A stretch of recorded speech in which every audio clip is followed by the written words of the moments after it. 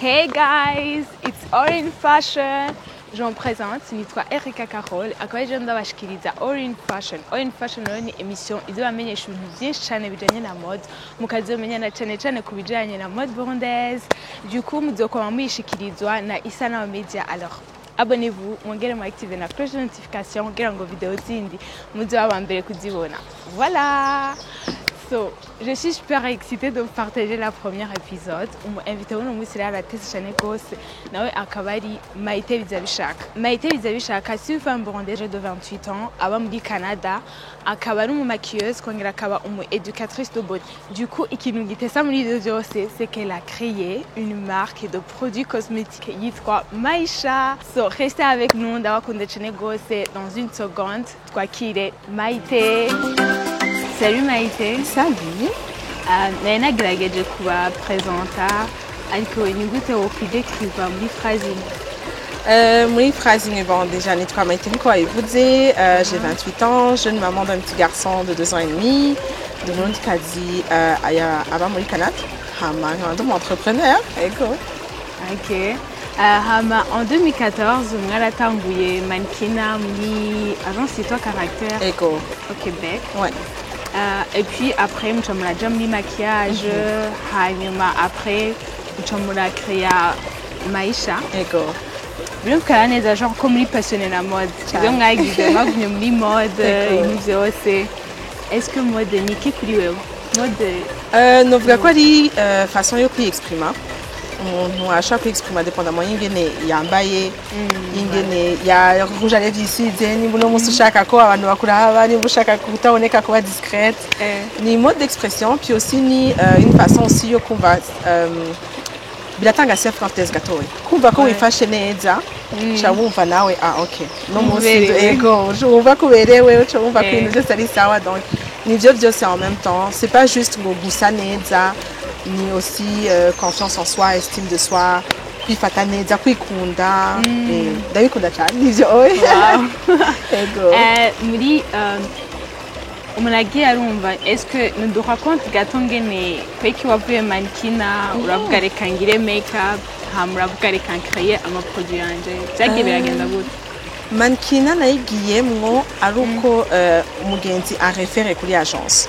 C'est pas ngo yari projet ngo ikintu nari nishizemwo cyane, ni juste que nahise umugenzi yariho hamacambye ati bariko recrutage, je pense que woza ukandavuga ati cewe oya urumva à l'époque uye turagerageza kwifata neza mu groupe à l'époque sinabona ko nari ndayifisemo potentiel mugabo nari ntanguye université à cette période là camvuga ati bon birashaka kuba akazi nyene akauduhera mbadaronki wahande so mvuga ati reka ngire fate chance yanje ngende ngerageze hama bica biracamwo baca baramfata challenge muri agence Toi Caractère Québec, nagize ama contrat amwe y'amafoto y'amadefilé amavideo ya publicité ibintu nk'ivyo.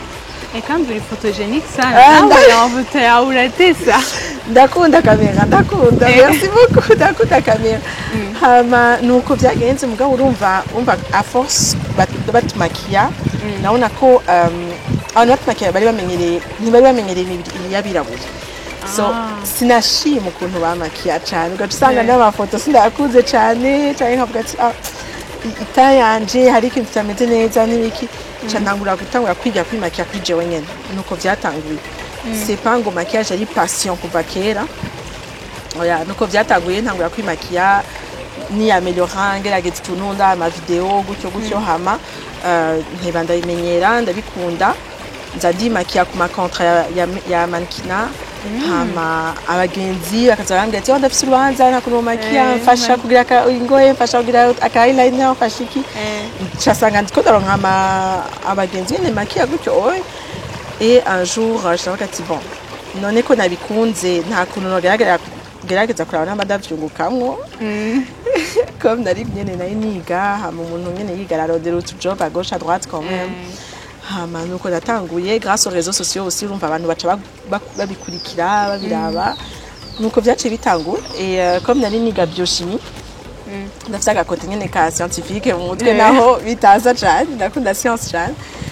et ndavuga ati bon ok none ibintu nama ndiko ndisiga bikozwe n'iki bikozwe gute sinzo abasanga niko ndisiga bizonyikira po ndagira curiosité gutyo muri temps perdu kuraba kuvugana n'aba prof banje kwa baza ati none kujane bikozwe n'iki iyi produit mbona ku izina rya ingrédient mbona ku étiquette n'iki par curiosité gutyo oy hama fur et à mesure nyene cha kwanda ka aventurière mu mutwe cyane biraboneka au fur et à mesure tu décidé d'aje kwiyamiza nyene muhira gutyo oy ngira amavuta ngira ibiki hama nuko maisha yatanguye warakoze amavuta ya mbere urayisiga urabona biramarcha etu narayisize mbona ntaca baye mfati bon ameze neza ntambwa guha abagenzi nibo batesteur banje ba mbere bose abagenzi bafite ama caractéristiques atandukanye afite ibibazo by'imishatsi afite ibibazo donc ni champ de test kuri jewe ngenda ndaha bamwe nkora ntanga no ku makado kutwakado twa anniversaire nkakorera nk'amavuta umugenzi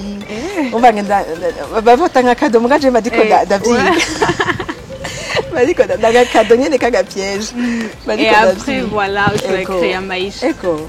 Maisha kwa kiwato iryo zina Maisha. Maisha isiguriki. Maisha ni ibintu bibiri. Icyambere ni mix entre prénom na nom de famille yanje. Mai ya Maite, Hamasha ya Bizabishaka. Donc naciye ifatanya cyagira Maisha. Hama en même temps bisigura nyene la vie mu Kiswahili umva Maisha. Maisha. Cyangwa ati bon brand yanje ni n'ubuzima. C'est la vie. Donc nuko oy. Et des fois uhura n'abatiyon baza batafise idée n'ikintu na kimwe bashaka wafasha gute nagerageza kuraba jewe iyo problem ndayifise niyo déjà ndabona aho twaza kwiganira ndabona deje ibyo ukeneye ndagerageza kuraba quand même style y'umuntu hari abantu bakubwira ati je ndumva ko nshaka kwifata neza ndumva ko nshaka ama produits mugabo simenyereye kwisi nkabo tudaba orienta peut-être plus ma produit mishatsi canke ndafise n'amalabelo ibintu biri plus soft biri plus naturel peut-être rouge à lèvres sinon muha ni Jeanne d'Arc ni season je donne mon concept peut-être akari rosé agakaina et donc j'essaie de respecter quand même ico umuntu amenyereye kwa nshaka kumukura muri zone de confort yiwe nuko wenda bigenze ndumviriza umuntu vraiment nkaraba ikijanye nawe nkamuhanura voilà motivation uyikura he muri ibintu byo sport inspiration yavuye motivation ndayikura henshi c'est sûr que ubu motivation si motivation nani mfise nk'igitango zigenda zirahinduka ubundi umumama donc motivation ya mbere n'umwana wanje niyo motivation yanje ya mbere ndashaka ko akuraho nako nyene nakoze ibintu byiza bitubereye ku murongo ego amwati nanje mama wanje proud ije ariko yakora donc niyo motivation ya mbere avenir y'umwana wanje hama indi motivation ben nuko nakuze quand même mfise abavyeyi bakora cyane bakwanje n'umuntu ari très entrepreneur ari très courageux yagize ibyo ashaka donc iyo n'indi motivation ubona ko umuntu hafi yawe yashoboye ubuzima bwiwe kandi nawe yabishizemwo motivation yabishizemwo inguvu bavuga ati listen nanje rero uyu mwenge ndamurabire kwama nanje nk'umuntu ameze neza muzi hama kuronka ubuzima bwiza ni motivation en général je pense que c'est sûr que turarondera ama motivation à gauche à droite mugabo tuvugishanye kuri umuntu wese ashaka kuronka ubuzima bwiza umuntu wese arashaka umuntu wese arashaka byiza dushaka nivyo bitumotive tu vois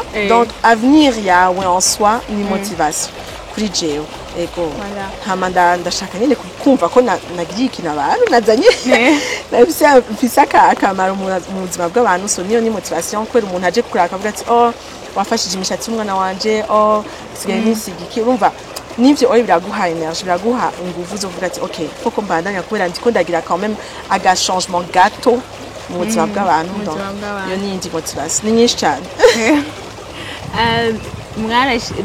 c'était en 2017 igihe wa créé Maisha uje kuri marché y'amaproduits cosmétiques usanzwe hasanzwe hari menshi cyane gose byagenze gute est-ce que we niyahe spécialité wari ufise wavuze je ndabazana iki kintu ndisaba yuko baza attirer n'iki kintu ben je pense que ama brands ni menshi cyane kandi ni byiza ni menshi ni byiza je pense que jewe premièrement nari différencier kubera nari umurundi kazi donc communauté y'abarundi yaransupporte vraiment aho ndashinga cyane communauté y'abarundi yaransupporte cyane donc iyo yari démarcation ya mbere kwa nta brand y'Uburundi yari ihari kuvyerekeye cosmétique hama iyindi particularité yanje yari uko nagira cosmétique naturelle donc ndaraba amaproduit nkora ndaraba ama ingrédients ndaraba akamaro ndaraba conséquences ku mubiri iyo nindi différenciation Maisha ifise gushika n'ubu hama iyindi particularité nuko ndi très proche ya clientèle yanje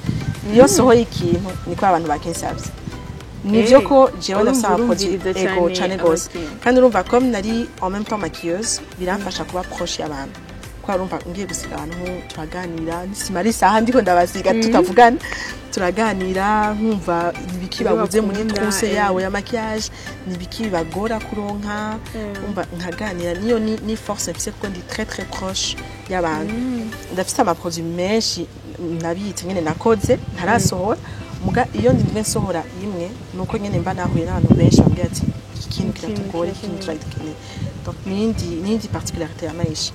Wavuze mu Burundi abarundi barayakiriye neza mbega kubatayizi nihe bashaka kuronka ama produits que we ntuba ngaha mu Burundi nihe dushaka kuri ayo ma produits ya Maisha. Donc Maisha irahari kuri Ntare Shop iri kuri Galerie du Boulevard niho ama produits yose ya Maisha ari yaba y'imishatsi yaba ama rouge à lèvres yose arahari hama bon turafise na page ya Instagram quand même abantu bahora baducontactako ngaca ndabashira en contact n'ujejwe Maisha i Burundi yitwa Naïs ko tusanga soit barahuye arazibahaye abadashaka kwideplacer kuri magasin hama nuko oyi baturonka nahe ma brand akwinspire ali international ali international bon dernièrement c'est sûr qu'Ali a Fenty Beauty nitko nyegeza Fenty Rihanna écoute no modèle turisha nyukuri naje kunyegezanya ego hama hari andi ma brands nyene yo hanze nyaspira kwera yo ari muri naturel shobora kuza ndarabirako ndarabira cyane ku ma réseau nkaraba ivyo abandi bari kwasora imiki bigezweho ya ma brand atandukanye amazina ni menshi ndashaka kumenya ubunye kwa ivyo ukora byose en fait twavuga ko ukorera ku ma réseau cyane gose ana ma commentaire umaze kuronka meza okay commentaire imwe nziza na imwe mbi umaze kuronka ivuye ku bakiriya bawe bon nziza nuko nderekana cyane ko i Burundi ego barasanga mu magazine mugabo nko hanze Canada Europe États-Unis urumva commentaire nziza ndonka sur ça nuko ndayerekana cyane ku marezo urumva c'est pas comme si umuntu ayifise imbere yiwe ashaka gushwaza sibara il faut ko ku marezo nereka le plus possible umuntu imufashe gushwaza naha birabira kuri ordinateur donc commentaire nziza maze kuronka mezo nuko ndagerageza quand même kwerekana ama produits bikwiye ndishwa ama message cyane ama message ndishura donc biranabafasha kwera umuntu usanga ari kuri ordinateur ashaka gukomanda ikintu afise ikibazo akeneye na conseil akeneye umuntu aba rapide nyene mu kwishura demande yiyo commentaire mbi maze kuronka nuko atama produit menshi ndasohora abantu ati none okay uri kuri adutevya turafise ama rouge à lèvres turafise ama laveur ibintu by'imishatsi none ibindi ni he kwera nk'umuntu nagize ombre à paupières Aisha dona inayigize ndayihagarika kwera nabona ko hari ibintu nkeneye kwa ajusta amafosi nenda yafise narahagaritse ko yandiko ndabibrandinga umuntu yakunze brand imwe abashaka kugira trousse yose abashaka kugira trousse yose or jewe sinkorana na laboratoire mvuga ati yashaka kungira ama produits yose umva birasaba umwanya wo gukora ama produits n'ibindi bon of course vuba ndi mukuru nk'abandi babifashamwo bizomfasha gushobora kunyarutsa production mais iyo ni commentaire nyene négatif umuntu ashaka ati écoute OK ndagura rouge à lèvres wanda yikunda cyane mugabo j'aimerais kuronka mascara crayon fond de teint byose iyo ni commentaire ya bémol nyene nuko ibintu byinshi bitaraboneka ego cyane gose tukira nyene Maisha ubona he dans 10 ans Maisha dans 10 ans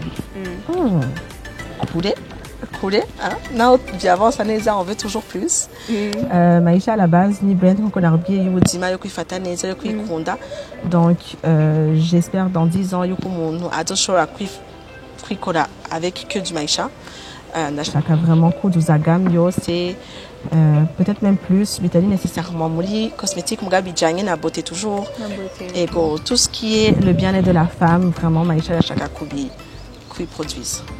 Okay, en fait, oui, ikintu ukora c'est juste gusublime abantu. Ego. Tu vous pouvez. Ego. Nako gaterme vraiment gusublime abantu.